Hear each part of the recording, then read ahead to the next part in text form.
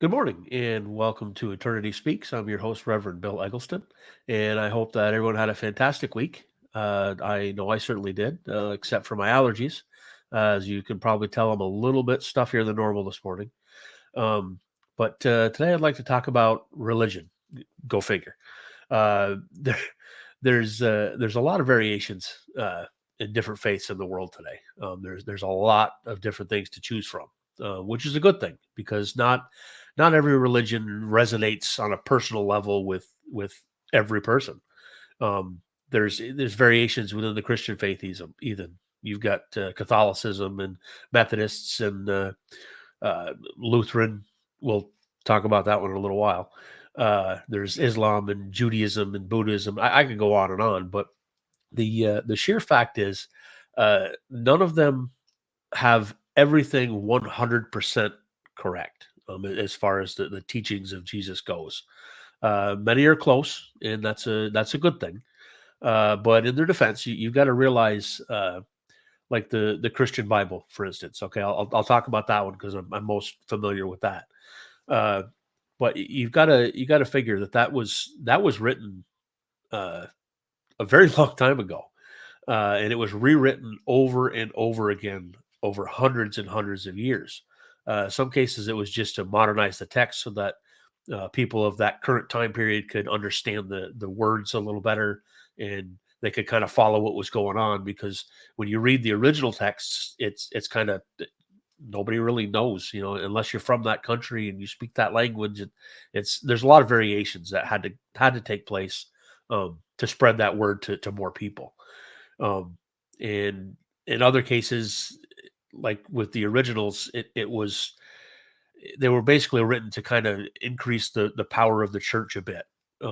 The first Christian emperor was Constantine, and he was responsible for what we have today as far as the Bible goes. Um, but there were hundreds of different gospels and things that were written that didn't make it in. We've only got a handful compared to what was presented at the time, and he chose a lot of those based on what wouldn't hurt his rule. Um, it whatever worked best for his end game, basically. Uh, and over the years, they've been adjusted and tweaked and everything. But like if you take Revelations, for example, that whole book is based on fear. Uh, and Jesus never spoke of fear when he walked the earth. He never. It's just something he didn't do. That was a human construct. That was church doctrine that was instilled in there to to spread fear among the masses. But that was done for a reason. Um, it was meant to steer people toward God, because fear is a very powerful motivator. Um, if you were told that committing a sin was going to result in your soul burning in hell for eternity, that's a pretty good deterrent against sinning. Um, it's a lot easier to, I don't want to say scare people, but it's easier if there's a fear that something bad can happen. People are more likely to steer clear of that. They're going to follow a little closer to what the church was putting out. Um, in the Bible in general, when you think about it, uh, no one no one was really alive at the time that is in the Bible. It was written a long time after the events. It's a collection of stories, good stories. They all have their purpose. I'm not trying to put down the Bible. I'm just saying that it's not everything in there is as accurate as it's portrayed to be. It's a collection of stories that's handed down over the centuries, and some of them were embellished or altered or misinterpreted. Um, some of the meaning was lost in translation as it went through. In some cases, the words that were used in the previous version, when they were translated to a different language, that language may not have a word for whatever that term was or whatever. So things tend to vary a little bit. Uh, Basically, anybody that's ever played the telephone game in elementary school can attest to that. That's the one where the teacher lines everybody up and whispers a mention or a message in the kid's ear at the end. And then they turn and they tell it to the next person and tell it to the next person. And everybody gets a big laugh when the last kid has that confused look on his face and blurts out some weird thing that wasn't even close to what the original message was. That's how that works. They try to stay as true as possible to the teachings, and it adjusts a little bit. It's nobody's fault really. It's just people tend to hear things differently and interpret things differently, and you may have one person, pardon me, allergies again, um, that may interpret things one way, and they may feel that if they say it a little bit different, then it'll help other people understand a little better. They try to put their own little inflections in there to try to help other people understand, and that may be just the opposite for some people. That may confuse them. It's That's just the nature of things. They did their best with what they could do, and that's the best guide that we have to go by. Um, they're all words to live by. Uh, there's different things for different people. The most important thing is that you find a religion that resonates with you. Uh, that's a To me, that's always been a personal relationship between God and myself. I never believed that anyone should be forced to believe any particular way. Um, Churches are meant as a place for people to gather, people, like-minded people, that believe the same things, to come together and support each other and help each other uh, follow the words of God, or their beliefs, to for everyone to come together and help each other. That's the purpose of that. But in reality, you I know it's weird coming from a minister, but you don't you don't need church necessarily. Um, you are your own church. That's your personal relationship with the Lord. Uh, and that's in the end, that's what it comes down to. It, it, in the end, the church isn't going to be what saves you. It's going to be your relationship with Jesus, your relationship with God, and that's what it's going to come down to. The church isn't going to be there at the end. It's going to be you. It's going to be you that's going to answer for the things that you've done, or to learn from your life lessons, and to plan your next life.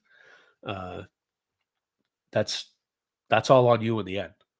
So that's why it's more important for you to have your own personal relationship with the Lord than it is for you to follow uh, the teachings of a particular minister, or a particular church, or whatever. That's kind of on you, really. Uh, but earlier, when I said that we were going to be speaking about Lutheranism, uh, just so happens that today's guest is Martin Luther. Um, and I'm going to go ahead and turn this over to Barry, and I'll let Martin explain that in his own words. Good morning.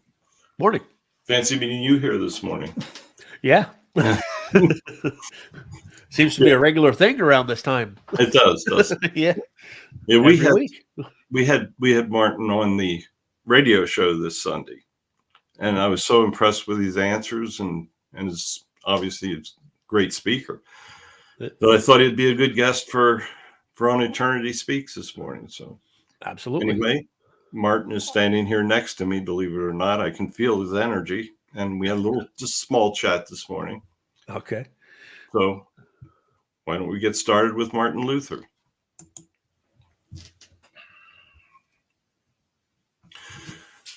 Good morning, everybody. I would like to thank you for allowing me to speak to all of you once more. When I walked the earth, there was only one basic religion. It was the Roman Catholic Church. I actually became a monk in the church, and I learned as much as I could. There was a time that I was living in isolation, meditating, spending most of my time in prayer. But I realized that there was much more to faith than the sacraments of a single religion. Bill was correct in what he was speaking to you about this morning. You can have your own personal relationship with God. Now, don't misunderstand me. It's always good for you to be able to go to a church that you believe in, take your children there. The young especially need the social relationships that is involved with the church. Just make sure that the church that you're attending is one that is truly teaching the words of God.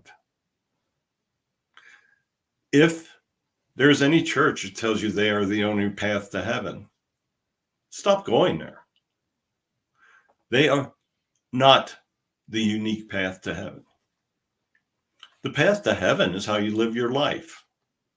It is how you show your love to others. It's how you show charity. It's how you do all of the things that make you a good person. I know that you continually hear the golden rule: do unto others as you would have them do unto you. Living a good life can simply be that simple. I know that many of you do not believe that Barry is truly speaking to Martin Luther. I know many of you believe that he does not speak to Jesus when he comes through for his messages. I can assure you that the words that he speaks are truly our words. Barry has been sent back as a messenger. His role is to bring you our words so that you can apply your lives to contemporary times. I lived many years ago, but it was a very, very important time. As I walked the earth, I understood that the Catholic Church of that period had truly moved away from what I considered the true teachings of God. I studied every word of the Gospels as they were available to me. I could quote you words. I could do many things. I read many of the other Gospels that were available to me as well. I decided that the true path to heaven lays through each individual soul. The soul is responsible to live its life according to its life plan. Many of you are incredibly good people. I know that many of you listen to the words. Many of you really, truly try to live good lives. But there are many of you that tell God that you are going to follow his words, and then you go out and you do exactly what you please. There are many with great wealth that do nothing to help the poor. That is a sin, and I can assure you that you will not take your wealth with you when you pass into heaven. Think of all the satisfaction that you have when you help others. If you show others that you show hatred or anger, then the odds are pretty good that they're going to show anger back to you. Do you like to have people mad at you and swear at you and do many things against you? No, you don't like that.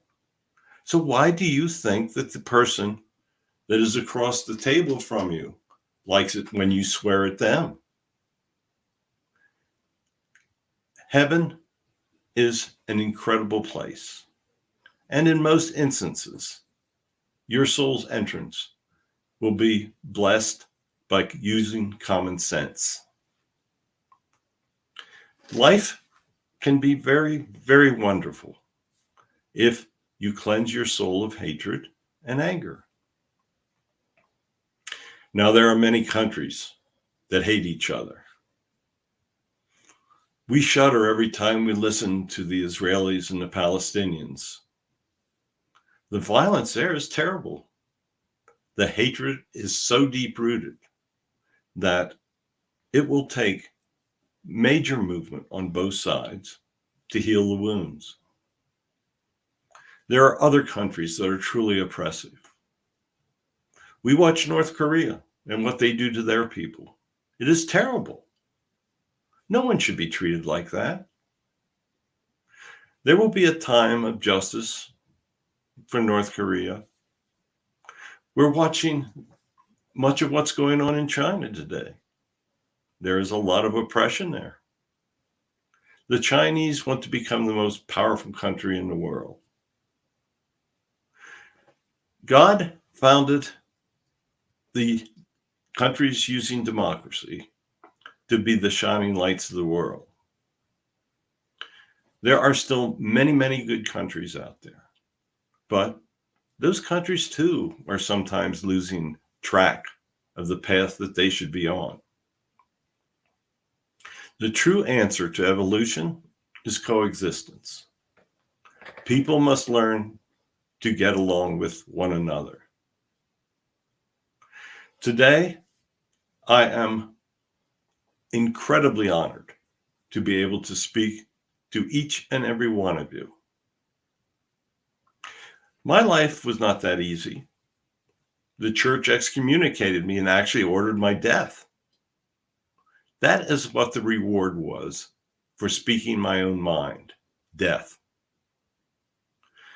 Today, there are countries that will do the same thing to people that are speaking their own minds. That is incredibly contrary to the teachings of God. You must maintain your freedom of speech. You must maintain your freedoms of religion. And you must select people that believe in the words of God and are willing to stand for those words. There are many people today that are afraid to say that they believe in God. They feel that there will be retribution. They will be scorned. Many things they fear will happen if they truly tell what's in their hearts. I want you to think for a moment about what happened when Jesus walked the earth. There was no Christianity when he began to speak his ministries. Jesus formed Christianity from zero. All of you have got 2,000 years of Christian history to draw upon. He knew the challenges he was facing. He knew the Romans would eventually put him to death. He knew that the people who were worshiping idols would show him great disrespect, would spit upon him, throw rocks at him, but that did not stop him. He knew what his path was. His path was to help lead people to the true way of entering heaven. He did not want to see souls wandering and not knowing what they should be doing. He knew that the worshiping of multiple idols was not going to assure their presence in and advancement in heaven. Use Jesus as an example. The Gospels speak of his ministries, and they give you messages. Many of the messages are wonderful, but there are some things that have been added. Perhaps one of the greatest disservices that the Roman Catholic Church ever did was to introduce the concept of hell.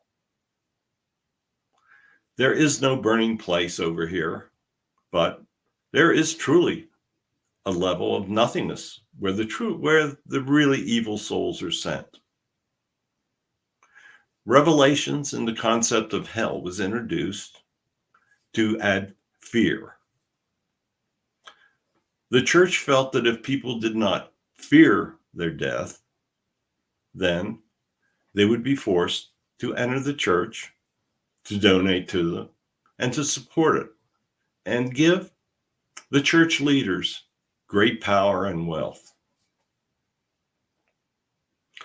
All you need to do is have a personal relationship with God, live a wonderful life, understand that love is the path to happiness.